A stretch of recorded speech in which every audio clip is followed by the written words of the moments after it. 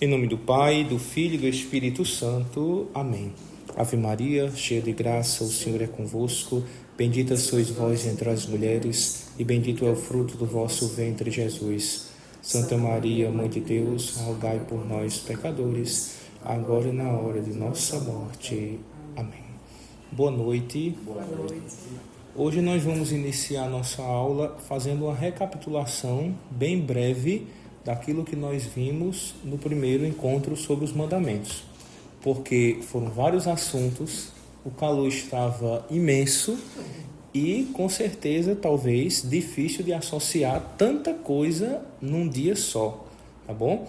Então, os mandamentos estão escritos no coração do ser humano. Por mais que o pecado tenha gerado consequências graves, a lei natural que Deus colocou na realidade está presente.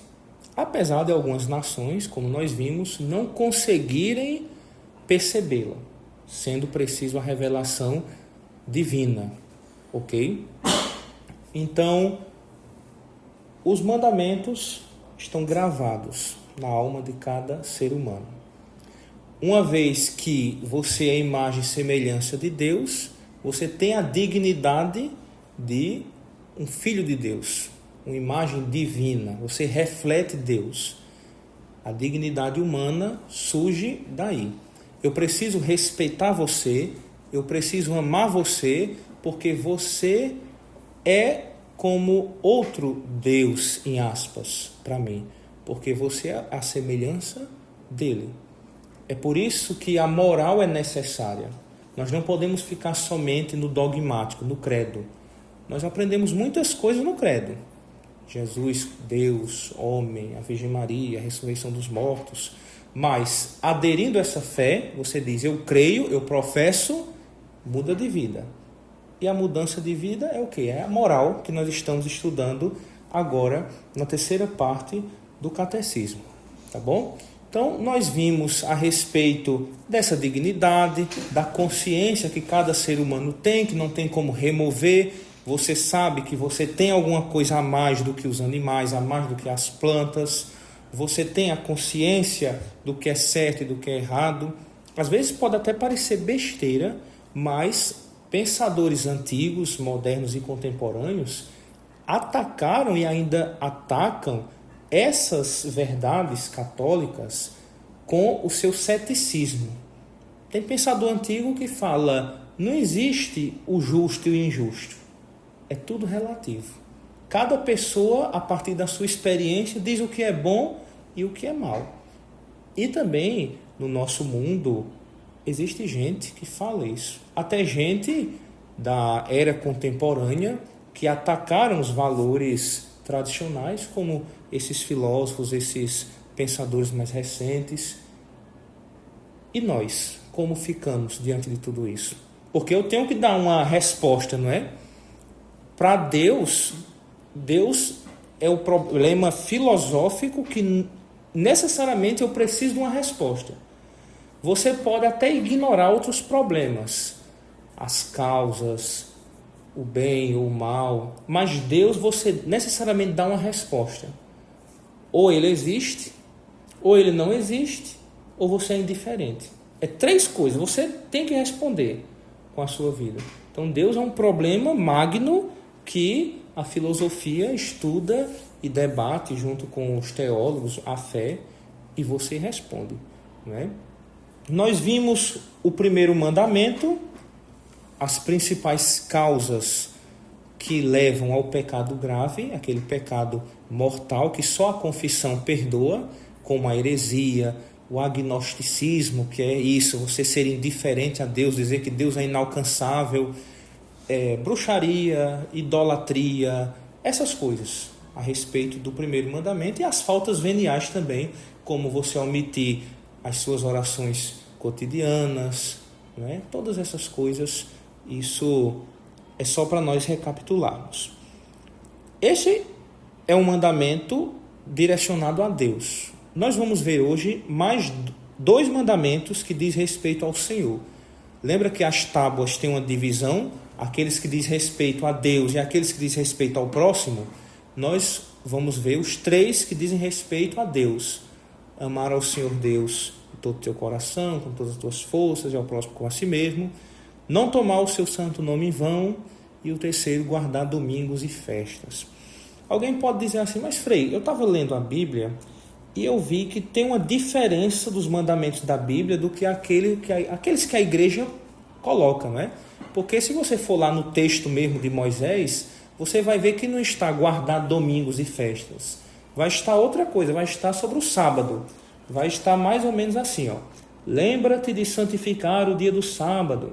Trabalharás durante 6 dias e farás todos os trabalhos, mas o 7º dia é sábado. Descanso dedicado ao Senhor teu Deus. Não farás trabalho algum. Está em Êxodo, capítulo 20, versículo 8 a 10. Então chega um protestante como aqueles do 7º dia e diz assim, os católicos estão errados. Vocês estão guardando o domingo, mas está lá na Bíblia. É o sábado.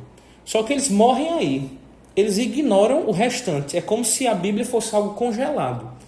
Eles têm que entender toda a história. O que é que Jesus fez com o sábado? O que é que os apóstolos depois fizeram?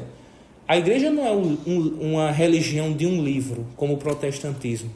A igreja é uma religião de uma pessoa. Então, os protestantes às vezes focam muito no Antigo Testamento e esquecem o período apostólico. Se você pegar outras fontes, assim como os Atos dos Apóstolos também, que está na Bíblia, você vai perceber que os apóstolos começaram a se reunir no domingo, não era mais no sábado. O sábado foi superado, não é? O domingo. Então a igreja herda isso do período apostólico, porque o próprio Jesus quis assim, ressuscitou no domingo, santificando o dia do domingo. Mas isso nós vamos ver adiante. Agora nós vamos focar no 2º mandamento. Não pronunciarás o nome do Senhor teu Deus em vão. Êxodo capítulo 20, versículo 7. Tá? Bom, o número é o 2143. Tá? Entre todas as palavras da revelação, há uma singular, que é a revelação do nome de Deus. Deus confia seu nome àqueles que creem nele. O Deus cristão é diferente de todas as outras divindades. Ele entrega o seu nome sagrado. Ele revela aquele nome que é tão sagrado que até hoje os judeus não podem pronunciar, que é o nome do seu Deus, né, Yahvé. Na nossa liturgia católica, você pode perceber, na missa não tem, por respeito a isso. A liturgia não fala Javé ou Yahvé, não pode. Nós não falamos já por causa disso, nesse respeito aos judeus, a esse nome sagrado. Então Deus, ele revela o seu nome, ele não é um Deus como o Deus dos pagãos, ele revela o seu nome. Tá? Lembrando que os mandamentos têm uma parte positiva e uma parte negativa. A parte positiva deste mandamento está aí no número 2144. A deferência para com o nome de Deus exprime o respeito que é devido ao mistério do próprio Deus e a toda a realidade sagrada que ele evoca. O sentido do sagrado faz parte do âmbito da religião. O sentimento de temor e o sentimento do sagrado são ou não sentimentos cristãos. Ninguém pode, em sã razão, duvidar disso. São sentimentos que teríamos em grau intenso se tivéssemos a visão do Deus soberano. São sentimentos que teríamos se nos apercebêssemos claramente de sua presença. Ele quer dizer o seguinte: temor, respeito faz parte do cristianismo. Respeitar Deus. Às vezes, muita gente prega assim: não, eu posso tratar Deus como eu quiser, porque afinal Ele é Pai, Ele é misericórdia, eu trato meu Pai chamando de tu, de você. Mas Deus também é supremo, Rei. Você deve tratá-lo como Pai, sim, mas também como Rei Supremo. Você não chegaria a um rei chamando você, tu, faz isso, não é? Você tem todo esse respeito, mesmo que ele também seja seu pai. Você tem que saber a hora de tratá-lo também como o rei. Então, a parte positiva é essa, do 2145. O fiel deve testemunhar o nome do Senhor, confessando sua fé sem ceder ao medo. O ato da pregação e o ato da catequese devem estar penetrados de adoração e de respeito pelo nome de nosso Senhor Jesus Cristo. Ou seja, não brinca com o nome de Jesus. Não fica invocando o nome de Jesus. É um nome santo, que tem santos que falam que ao ser pronunciado, os anjos no céu fazem reverência para esse nome. Na liturgia tem uma festa dedicada só ao nome de Jesus, porque é um nome sagrado que a Escritura diz que somente nele tem salvação. Hoje nós invocamos o nome de Jesus para muitas coisas, às vezes até fazemos piada com brincadeiras, mas é um nome santo, é um nome sagrado, o nome de Jesus. Então a parte positiva é essa, honrar o nome de Jesus, que se aplica a também honrar o nome dos santos, o nome de Nossa Senhora, tá bom? Essa é a parte positiva, o que é que você deve fazer, não é? E a parte negativa é o que você deve evitar. Aí no 2146, o segundo mandamento proíbe o abuso do nome de Deus, isto é, todo uso inconveniente do nome de Deus, de Jesus Cristo, da Virgem Maria e de todos os santos. As promessas feitas a outra em nome de Deus empenham a honra, a fidelidade, a veracidade e a autoridade divinas. Devem, pois, em justiça ser respeitadas. Ser-lhes infiel é abusar do nome de Deus e, de certo modo, fazer de Deus um mentiroso. Então está proibindo você brincar com o nome de Deus, brincar com o nome de Jesus, dos santos, de Nossa Senhora, e agora ele também está dizendo que você não deve jurar e fazer promessas falsas, tomando Deus por testemunha. É um pecado grave, tá bom? Agora nós vamos entrar nessa parte dos pecados relacionados a este mandamento, como nós vimos no primeiro, tá bom? Então no 2148, o primeiro já diz aí, a blasfêmia. A blasfêmia opõe-se diretamente ao segundo mandamento. Ela consiste em proferir contra Deus, interior ou exteriormente, palavras de ódio, de ofensa, de desafio, em falar mal de Deus, faltar-lhe deliberadamente com respeito, abusar do nome de Deus, né? Mas embaixo diz assim, a proibição da blasfêmia se estende às palavras contra a Igreja de Cristo, os santos e as coisas sagradas. É também blasfemo recorrer ao nome de Deus para encobrir práticas criminosas, reduzir povos à servidão, torturar ou matar.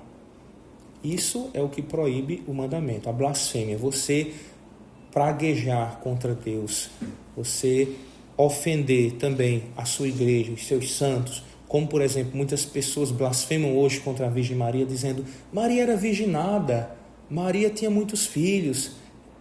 Tem gente que fala coisas absurdas que eu não vou nem repetir aqui, porque vocês já sabem que tem pessoas que dizem mesmo, tem pessoas que dizem, falam mal contra os santos, começam falando mal, dizendo que os santos eram mentirosos, eram ladrões e tinham casos secretos. Tudo isso são blasfêmias. Quando também alguém diz com força, não é formal, que Jesus tinha um caso com Maria Madalena, isso é uma blasfêmia que não está na doutrina da igreja. Então você está blasfemando contra nosso Senhor Jesus Cristo, né? E aí vocês veem, olha, é em si um pecado grave, tá bom? Então a blasfêmia, pecado grave. Outro pecado grave são as pragas ou maldições que contêm o nome de Deus, mesmo sem intenção de blasfêmia. São a falta de respeito para com o Senhor. O segundo mandamento proíbe também o uso mágico do nome divino, ou seja, essas práticas ocultistas que usam o nome de Deus para adivinhações, para jogar maldições, pragas, não dá, né? Também um pecado grave que é condenado pela lei de Deus, ok?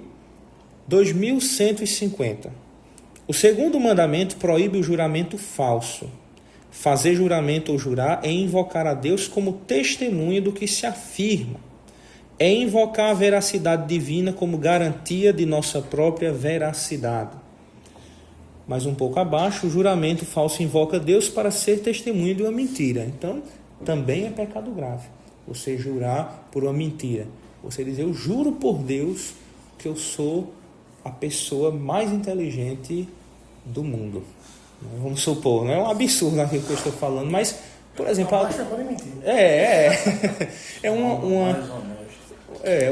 uma coisa que você não pode. Até mesmo em julgamentos sérios, tem gente que, por exemplo, o catecismo vai falar mais um pouco, em tribunais que juram falsos para ganhar uma causa, né? Então, o que proíbe aqui é o juramento falso, entendeu? Ia falar, ia perguntar? Não, o Freire ia perguntar, parece na Bíblia, né? Que a palavra do servo de Deus tem que ser sim, não, que ele não pode sequer jurar em hipótese alguma, né? Ainda mais jurar em nome de Deus. Isso mesmo, tem sim. Jesus diz, né? Não jureis nem pelo céu, nem pela terra, mas nós vamos entender quando é lícito jurar, tá bom? Então, foi a terceira coisa, né? O juramento falso, terceiro pecado grave. O próximo é o perjuro. Perjuro é aquele que, sob juramento, faz uma promessa que não tem a intenção de manter, ou que depois de ter prometido algo sob juramento, não a cumpre.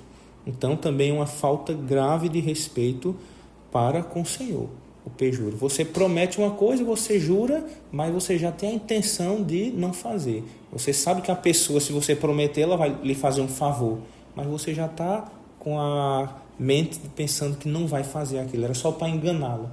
Entende? Então, é perjúrio. No número 2154, fala a interpretação que São Paulo deu para essa questão do juramento. Diz assim, ó: seguindo São Paulo, a tradição da igreja entendeu que as palavras de Jesus não se opõem ao juramento quanto feito por uma causa grave e justa, por exemplo, perante um tribunal. Então, você pode jurar numa causa grave e justa, tá bom? O juramento que está proibindo o mandamento é o falso juramento, ok? Isso ficou claro? Pronto. Agora, por fim, no número 2156, o catecismo fala sobre o nome cristão. Ali no finalzinho já do parágrafo diz assim: cuidem os pais, os padrinhos e o pároco para que não se imponham nomes alheios ao senso cristão, ou seja, nos filhos, nas pessoas, porque o nome recebido é um nome eterno, é um nome sagrado. Então a igreja entende que esse nome, olha, como diz aí, ó, este nome do Senhor santifica o homem e o cristão recebe seu próprio nome da igreja, tá? No batismo. Então é bom que se dê às crianças o nome de santo. Hoje em dia tem muita gente com nome diferentes, não é? Que você lembra do Enzo, quando foi uma moda, né? Todo mundo coloca Enzo, né? Então é uma moda que vai se entrando, vai criando, né? Por exemplo, aqueles casos que passam em jornais de gente que batiza o filho e coloca lá na identidade, no cartório, nomes absurdos como nome de carro, né? Chamar o filho de Hilux, né? Por exemplo. Então isso é uma coisa que o padre não deveria deixar que se fizesse isso, porque Deus chama cada um por seu nome, né? O nome é o ícone da pessoa. Então no céu Deus vai chamar você pelo seu nome, o nome que você recebeu, não é um apelido, não é nada, tá bom? Tem um nome de criança assim, o cara vai dizer o nome de cada um, e o seu, ele Shelks, ele tem... Shelks, olha, tá vendo? Miguel. Essas coisas Cada um.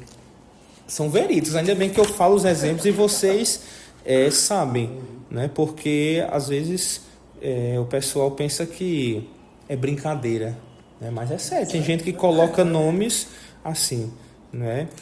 Bom, o terceiro catecismo da doutrina cristã ainda nos fala sobre o voto, né?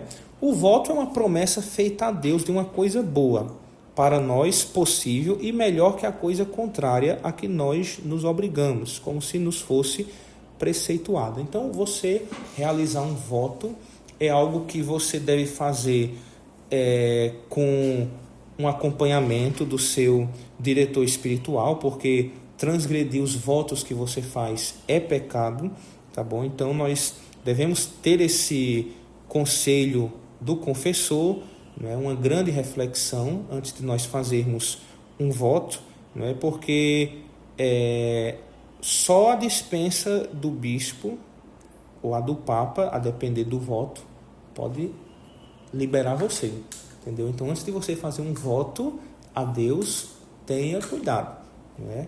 Voto que eu digo não necessariamente só o voto religioso, como eu tenho, né? O voto de pobreza, castidade, mas qualquer tipo de voto. Quando nós estudamos o sacramento da ordem, nós vimos que tem a ordem das virgens. Então, por exemplo, tem muitas moças que chegam diante do bispo e dizem: eu quero ser consagrada a Deus, eu quero ser virgem para sempre, consagrar minha virgindade. Então ela vai fazer um voto, mas ela mora em casa, tá entendendo? Ela é celibatária, mora em casa, ela não vira freira não. Ela fez só um voto que é reconhecido pela diocese e tudo mais, e ela entra para essa ordem das virgens, entende? Aí só quem pode dispensar é uma autoridade competente, não é? Os votos fazem-se só a Deus. Pode-se, porém, prometer a Deus fazer alguma coisa em honra de Nossa Senhora ou dos santos, como é o caso dessas meninas. Elas às vezes fazem em honra da Virgem Maria, mas prometem a Deus, tá bom? Então, sobre o segundo mandamento é isso, tá? O catecismo da doutrina cristã, o terceiro, ele nos coloca essas mesmas coisas, só que em pergunta e resposta, e adiciona aí o voto. Quem quiser conferir depois, é o número 383, página 76 dessa edição aqui, tá bom? Alguma dúvida sobre o segundo mandamento? Pronto. É simples, né? É só ter cuidado com as brincadeiras, com o que é que vai prometer, vai jurar, vai falar. E é bom quando você tem assim, um respeito pelo nome de Jesus, dos santos, porque aumenta a sua fé também, sua reverência. Não é? Se você trata como um nome sagrado, aumenta a sua reverência pelo nome de Jesus, pelo nome de Maria. Ganha-se indulgência também, se você souber lucrar pelos nomes de Jesus, Maria e José. Viu? Você ganha indulgência, só é conferir depois essa jaculatória, que você sabe lá quanto tempo de indulgência. Tá bom? Pronto, então é isso, tá? Agora vamos para o terceiro mandamento. Como eu falei, no Êxodo está falando que é o sábado. Porém, Jesus diz: o sábado foi feito para o homem, não o homem para o sábado. Deste modo, o Filho do Homem é Senhor também do sábado. Isso está em Marcos, capítulo 2, versículo 27 a 28. Tá? O número é o 2161 e 68. Perdão. Bom, o dia do sábado. O terceiro mandamento do Decálogo lembra a santidade do sábado. O sétimo dia será sábado, dia de descanso, consagrado ao Senhor. 2171. Deus confiou o sábado a Israel para que ele pudesse guardá-lo em sinal de aliança inquebrantável. O sábado é, para o Senhor, santamente reservado ao louvor de Deus, de sua obra de criação e de suas ações salvíficas em favor de Israel. Na criação, não é que Deus se cansa, para ele precisar de um dia para descansar, mas essa é uma linguagem simbólica que para nós mostra a importância de um dia para o culto sagrado. Não é uma invenção que a igreja inventou esse negócio de que tem que ir na missa no domingo. Não, Deus ele mostra nesse exemplo que o ser humano precisa reservar um dia para Deus, que é o dia de culto, porque ele mesmo também descansou, reservou esse dia para ser um dia sagrado, né? Então, é uma coisa que já vem desde o Antigo Testamento, guardar um dia para Deus. Não é uma invenção de agora. Os judeus têm isso, de guardar um dia para nosso Senhor. Bom, alguém pode ler o número 2173? O Evangelho relata numerosos incidentes em que Jesus é acusado de violar a lei do sábado. Mas Jesus nunca profana a santidade desse dia. Ele nos dá, com autoridade, sua autêntica interpretação. O sábado foi feito para o homem, e não o homem para o sábado. Movido por compaixão, Cristo se permite, no dia de sábado, fazer o bem, de preferência ao mal, salvar uma vida, de preferência a matar. O sábado é o dia do Senhor das misericórdias e da honra de Deus. O Filho do Homem é Senhor também do sábado. Pronto, então o sábado na cultura judaica estava enlouquecendo quase as pessoas. Ninguém podia fazer nada. Até os passos eram cronometrados. Estava virando uma carga pesada, né? Jesus ele nunca violou o sábado. Ele só colocou a dignidade humana, isso que nós estamos estudando, acima dessa lei, para que a lei não oprimisse o homem, o ser humano. Então, é permitido fazer o bem no dia de sábado, né? Não é uma profanação que Jesus faz, quando ele tem esses episódios que contesta, que cura no sábado, ele não está profanando. Ele só está devolvendo ao mandamento o seu sentido original. Quando Deus pensou. Deus não pensou o dia do sábado para você viver oprimido. Então Jesus ele está só resgatando aquilo que os judeus perderam com tantas leis e com tantas coisas. Tá bom? Alguém pode ler o 2174?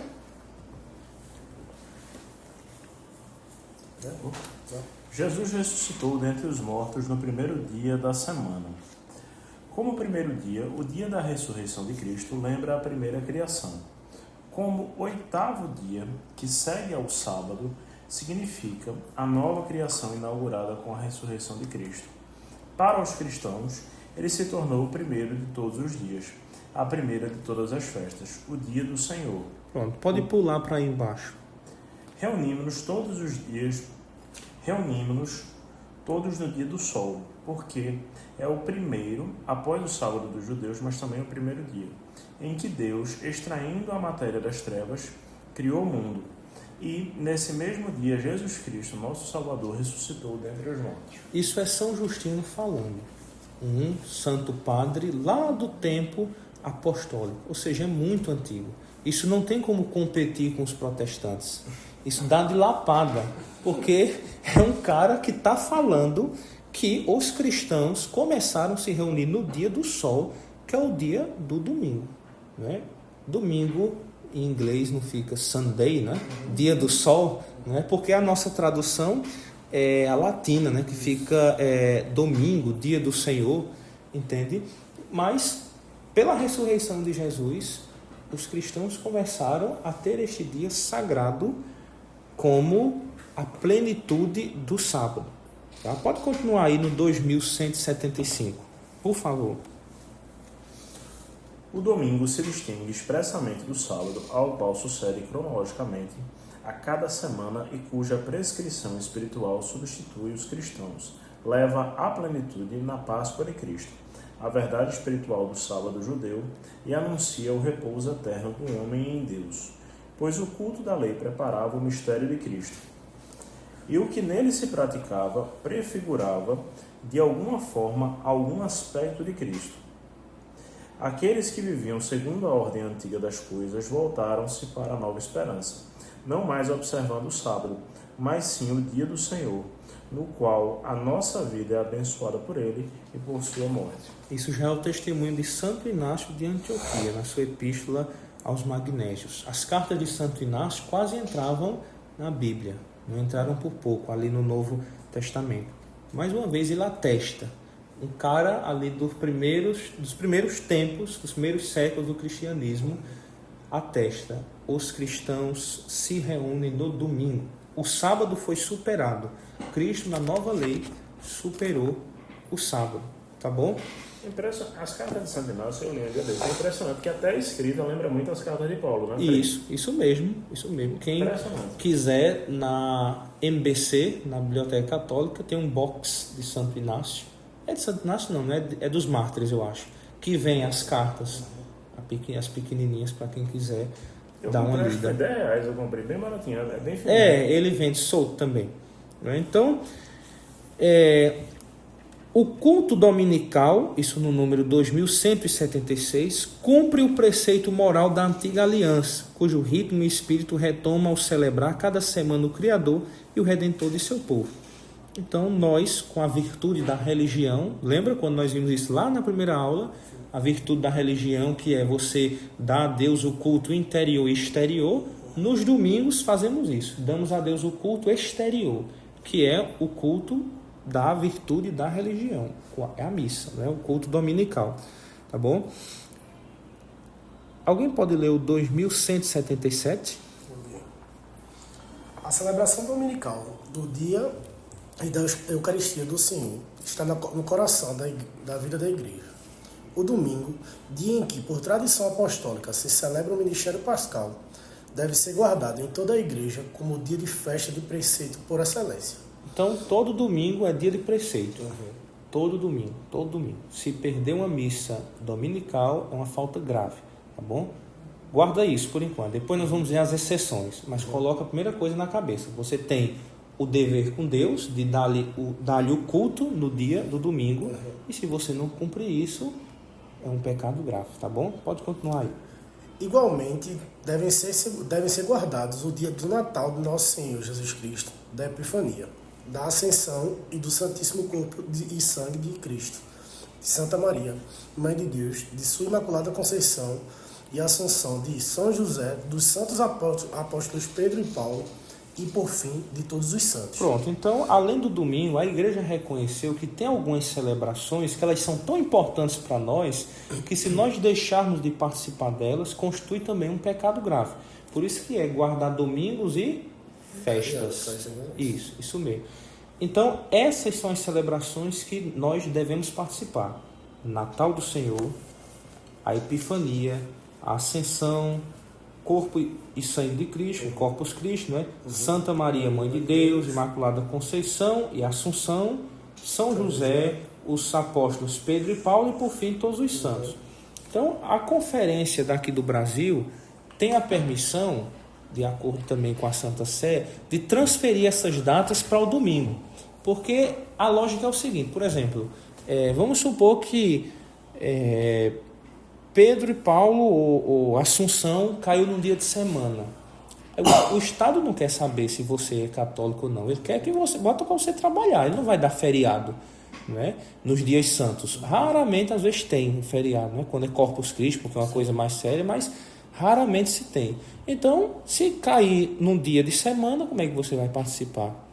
Aí a conferência daqui, a reunião dos bispos do Brasil, que é a CNBB, transfere essas datas para o domingo, porque eles entendem que o povo vai no domingo, né? Então, às vezes cai uma data, por exemplo, todos os santos cai na data que de sempre, mas só se celebra no outro domingo, entende? Se tem essa faculdade. Então, geralmente, a maioria das coisas aí cai no domingo, a não ser a Santa Maria, Mãe de Deus, que tem que ser dia 1, mas geralmente dia 1 é feriado, né? 1 de janeiro, então dá mais fácil. Mas as outras, às vezes, são transferidas, por isso que tem que estar todo dia acompanhando a liturgia, né? O calendário da igreja, para ver o que é que celebra hoje. Hoje é o quê? Hoje é Nossa Senhora de Lourdes, né? Mas é uma festa que não é obrigatória, é uma memória facultativa. Então, não é pecado você deixar de vir para essa missa, porque no calendário está lá, né? Festa, quer dizer, memória facultativa. Celebra se quiser, entendeu? Então, perdeu a missa hoje, não tem problema. Agora, se veio, maravilha também. Mas nesse sentido de preceito, né? Hoje não é preceito, Nossa Senhora de Lourdes, tá bom?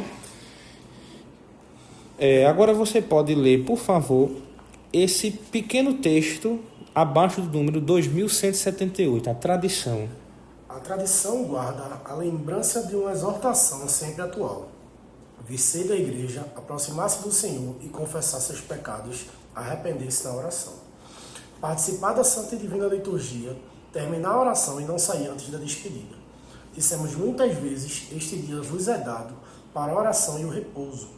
É o dia que o Senhor fez, exultemos e alegremos-nos nele. Isso é o testemunho do Pseudo Eusébio de Alexandria, tá bom? É pseudo porque não sabe se realmente foi ele, é atribuído. Veja aí o que ele diz, olha, é uma coisa tão impressionante que só não vê quem não quer. Ele narra o que nós fazemos hoje, né? Vir cedo à igreja, aproximar-se do Senhor e confessar seus pecados, arrepender-se na oração, participar da Santa e Divina Liturgia, terminar a oração e não sair antes da despedida. É aquilo que nós fazemos, não é? Bom, tá tranquilo até aí de entender? Tá fácil hoje, né? Eu acho que hoje é o calor. Hoje a gente tá no ar-condicionado, não tá... tá bom de estudar a lei do Senhor, como diz os salmos, né? Em tua lei eu encontro a minha alegria. Então, alguém pode ler só esse comecinho do número 2179, a definição de paróquia? Paróquia é determinada comunidade de fiéis, constituída de maneira estável na igreja particular, e seu cuidado pastoral é confiado ao pároco, como a seu pastor próprio, sob a autoridade do bispo diocesano. A gente escuta muito esse termo, né? Paróquia, eu sou da paróquia tal, paróquia. Paróquia é como se fosse assim, terra de exílio. Né? É a comunidade dos fiéis, com a sua igreja, a cabeça, a mãe, que é a matriz, e está ligada a uma diocese, que tem o seu bispo particular ali, né? O bispo diocesano. Então, a paróquia é essa porção do povo de Deus. A igreja se organiza assim, por paróquias. Nós estamos aqui dentro da paróquia do Rosário.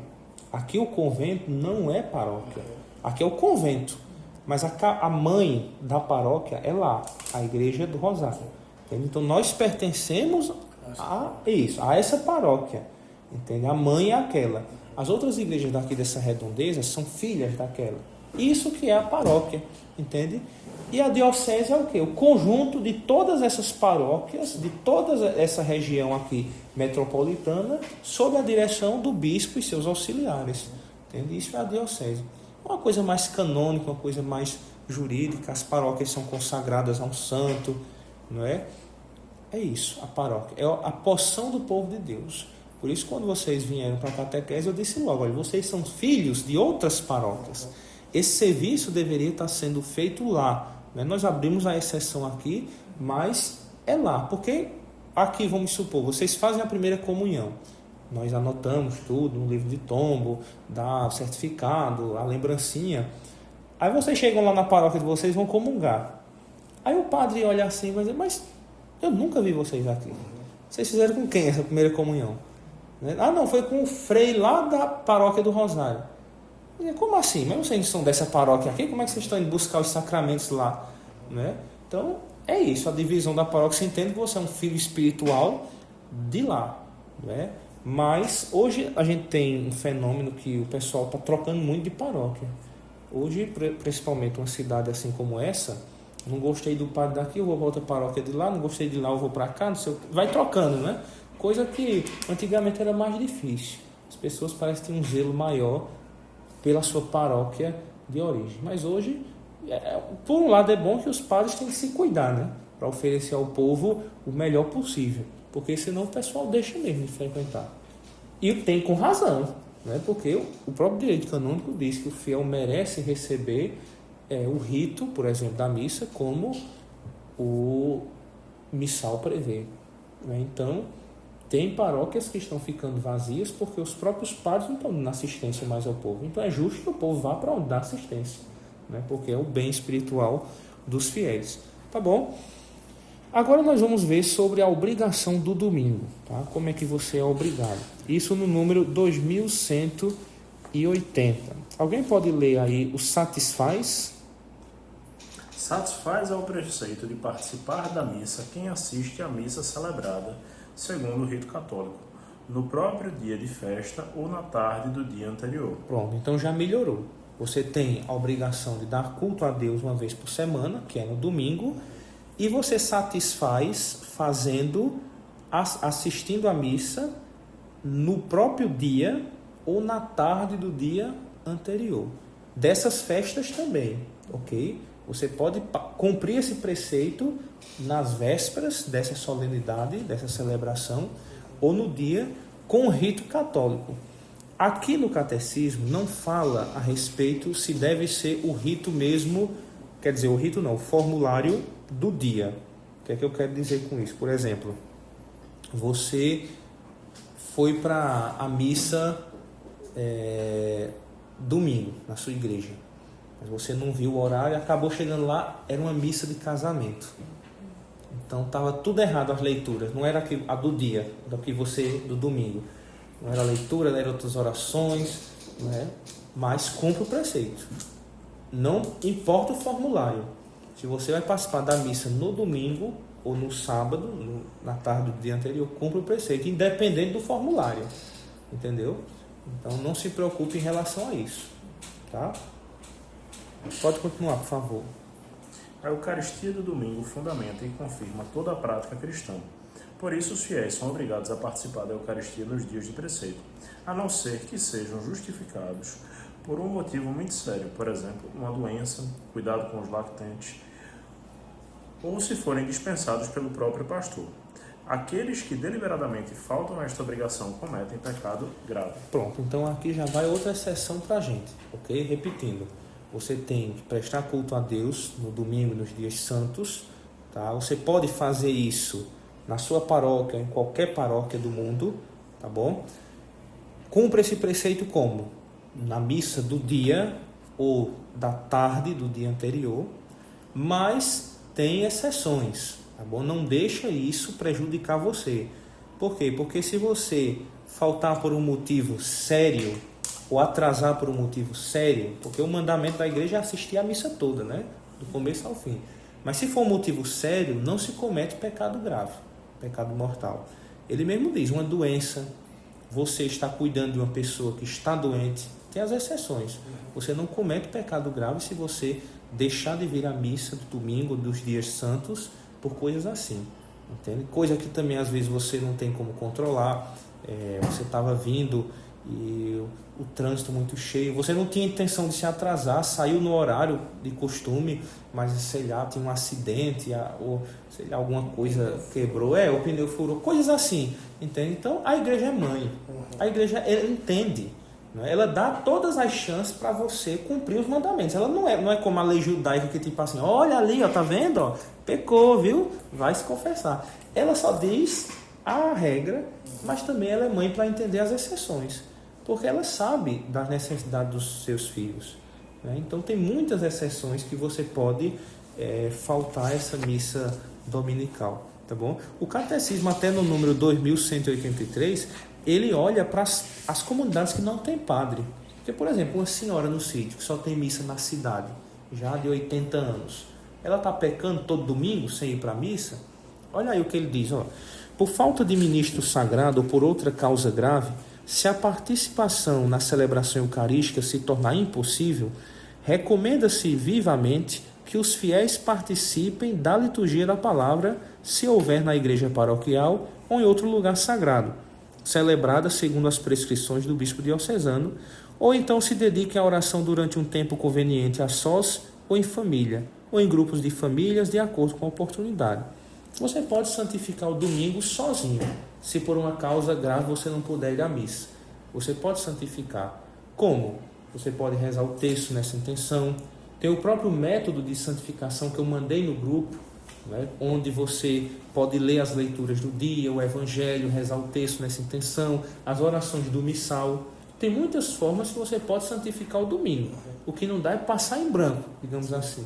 Então, se você, não posso ir à missa hoje porque eu estou cuidando do meu amigo que está doente, internado, minha mãe que está idosa, não pode ficar só em casa. Então, santifica o domingo de outra forma. Tiveram alguns domingos que eu não podia ir, aí tem a pastoral. Uhum. Aí eu assistia pela Isso, bota na TV, entendeu? Bota no YouTube e santifica em casa. Na pandemia foi o que salvou muita gente, né? É esse método de santificação em casa.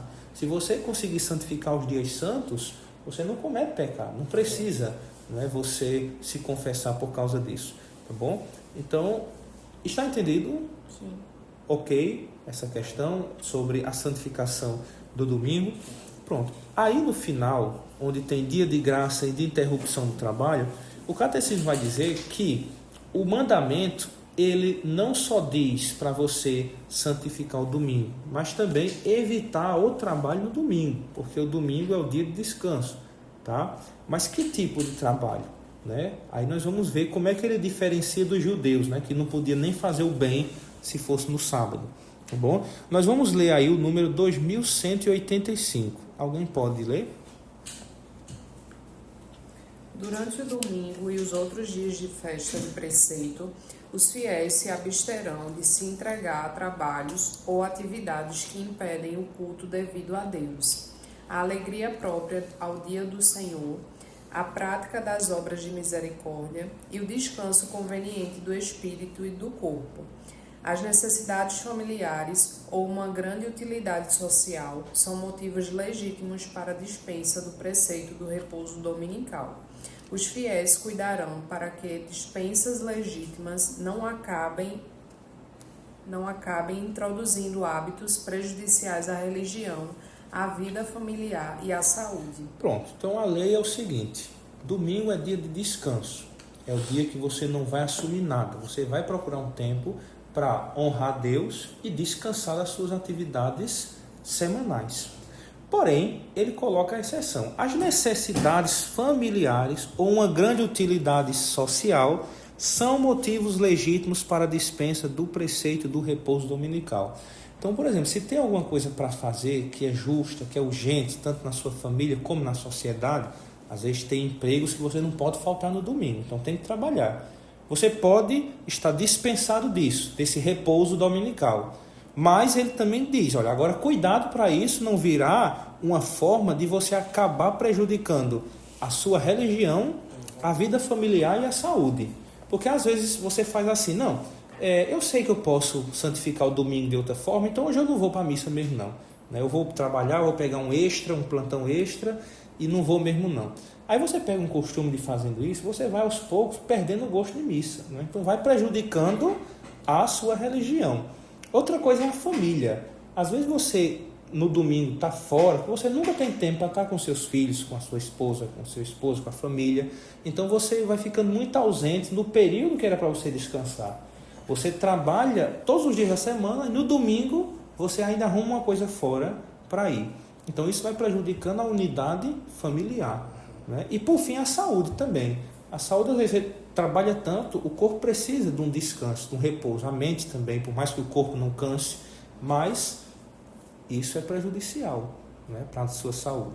Eu tento, às vezes, no domingo, não pegar em nada, em livro, em texto, a não ser que seja para uma distração mesmo, uma literatura, alguma coisa assim, para descansar também, livro para a família. Tento fazer alguma coisa, porque principalmente para nós religiosos e padres, o domingo é pesado. Talvez para o leigo seja o dia mais leve, para a gente é a segunda, mas o domingo é pesado, principalmente quando estamos nessas atividades de vai para celebrar em 5 igrejas e abre igreja e volta e cozinha. O domingo é pesado para a gente. Então tem que ser realmente uma forma de que no fim do dia a gente possa descansar, possa estar em fraternidade, A segunda é mais tranquila. Aí Santo Agostinho diz assim, olha, isso está na cidade de Deus. O amor da verdade busca o santo tempo livre, a necessidade do amor acolhe o trabalho justo. Se for um trabalho justo, ok? Alguém pode ler aí o 2186? Os cristãos que dispõem de tempo livre para lembrar-se de seus irmãos, que têm as mesmas necessidades e os mesmos direitos, mas não podem repousar por causa da pobreza e da miséria. O domingo é tradicionalmente consagrado pela piedade cristã às boas obras e aos humildes serviços de que carecem os doentes, os enfermos e os idosos. Pronto, isso aí, até aí. Ele falando que os cristãos devem se lembrar que tem gente no domingo que queria repousar e não pode, porque vivem nas ruas, vivem na pobreza. Então está em união também com essas pessoas. Agora pode pular para o 2187. Santificar os domingos e dias de festa exige um esforço comum. Cada cristão deve evitar impor a outro, sem necessidade, o que impediria de guardar o dia do Senhor. Quando os costumes, esporte, restaurantes, etc., e as necessidades sociais, serviços públicos, etc., exigem de alguns o trabalho dominical, cada um assume a responsabilidade de encontrar um tempo suficiente de lazer. Os fiéis cuidarão, com temperança e caridade, de evitar excessos e violências, às vezes causados pelas diversões de massa. Apesar das limitações econômicas, os poderes públicos cuidarão de assegurar aos cidadãos um tempo destinado ao repouso e ao culto divino. Os patrões têm uma obrigação análoga com respeito a seus empregados. Bom, em outras palavras, ele quer dizer o seguinte: a sociedade deveria facilitar os cristãos a observar esse descanso e esse preceito do domingo, porque nós não deveríamos, como cristãos, nos domingos, se temos funcionários, exigir um esforço maior do que o necessário. Tá? Então ele deixa livre, ele diz assim, olha, quando os costumes, esportes, restaurantes, necessidades sociais como serviços públicos exigem de vocês algum trabalho no domingo, tá? cada um assuma a responsabilidade de achar o tempo de lazer. É como se dissesse, quer trabalhar? Trabalha. Agora arrume também um tempo para descansar. É importante. A igreja aqui está falando como mãe. Ela se preocupa com seus filhos. Ela não quer ver você sobrecarregado. Então ela disse, se você trabalha pela necessidade, como eu disse, tem lugares que no domingo não fecha, né, como hospitais, restaurantes, coisas assim. Então, trabalhe. É justo. Mas não se esqueça também de descansar. Não se esqueça de santificar o dia do Senhor, né? Aí no final ele fala que os poderes públicos deveriam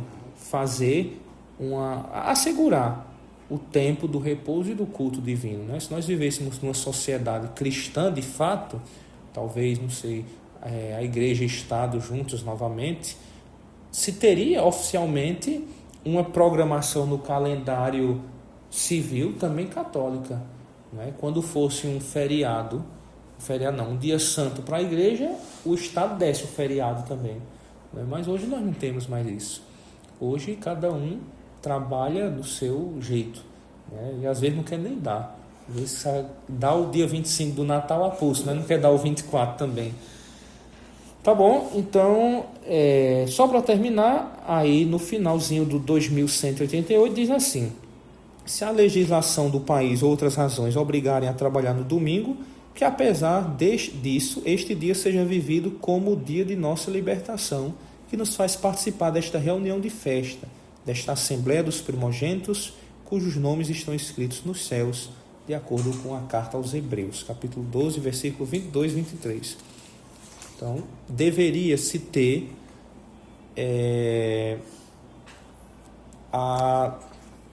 o apoio do Estado para isso. Mas como não tem, você faça a sua parte e não esqueça que o domingo é o dia da nossa libertação, porque Cristo venceu a morte no domingo. Entende? Então, é isso.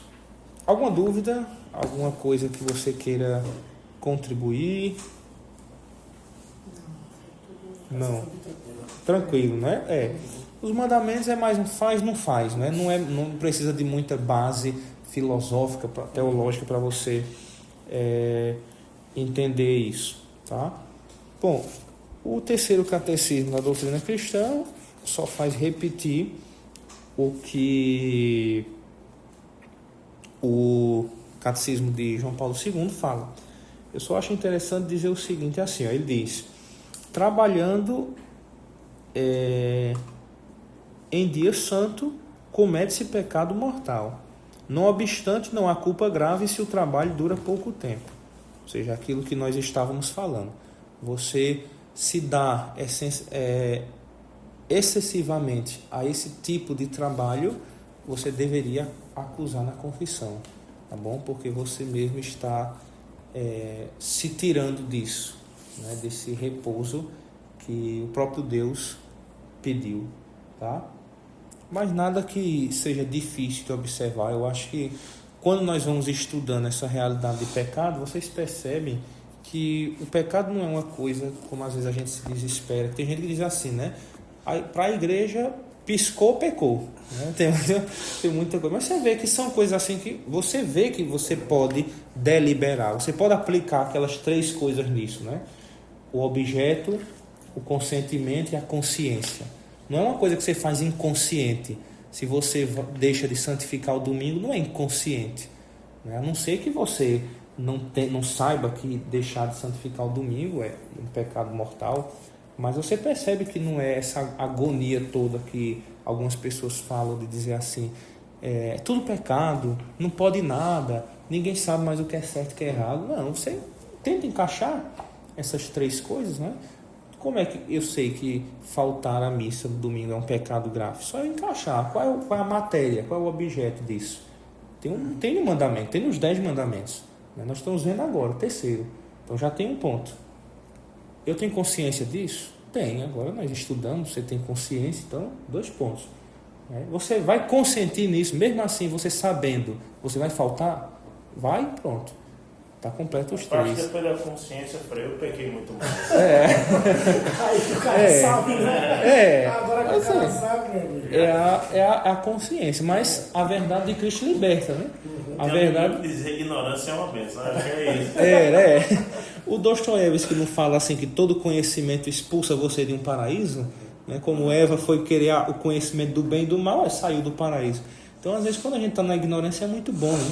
Uma vez um menino na escola disse assim, mas para que tu fosse falar que faltar missa do domingo era pecado, rapaz? Que agora a gente sabe. Porque se não sabe, não é pecado. Se não sabe, não é pecado. Mas é por isso que eu disse, a gente tem que entender o papel da consciência, como nós vimos lá no texto do Venerável Fulton-Sheen.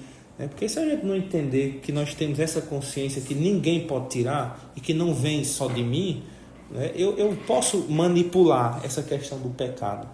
Né? Então, se não fosse uma coisa realmente de Deus, eu não teria o peso de consciência, eu poderia mudar as leis de acordo com minha vontade. Né? A sociedade, nessa questão do domingo, se adaptou um pouco. Né? Você vê que o domingo é um dia realmente reconhecido como descanso, você vê o trânsito muda, está todo mundo fora. Então é uma herança cristã. Os ateus deveriam agradecer ao cristianismo por deixar o domingo livre assim, porque é pensado nisso. Então deviam trabalhar, né? Devia trabalhar, exatamente. Tá bom, vamos terminar por aqui. Pronto. Glória ao Pai, ao Filho e ao Espírito Santo, como era no princípio, agora e sempre. Amém.